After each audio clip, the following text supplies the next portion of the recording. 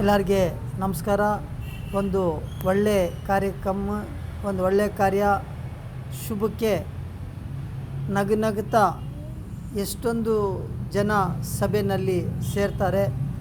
ಅದೇ ಥರ ದುಃಖನಲ್ಲಿಯೂ ಅಷ್ಟೇ ಭಕ್ತಿಯಿಂದ ಪ್ರೀತಿಯಿಂದ ಜನ ಸೇರ್ತಾರೆ. ವ್ಯತ್ಯಾಸ ಏನಂದರೆ, ಒಂದು ಶುಭ ಕಾರ್ಯ ಆಗಿದ್ರೆ ಮುಖದ ಮೇಲೆ ಕಳೆ ಇರ್ತದೆ, ನಗುತ್ತಾ ಇರ್ತಾರೆ. ಒಂದು ದುಃಖ ಅಂದರೆ ಮುಖದ ಮೇಲೆ ಕಳೆ ಇರೋದಿಲ್ಲ, ದುಃಖ ಇರ್ತದೆ.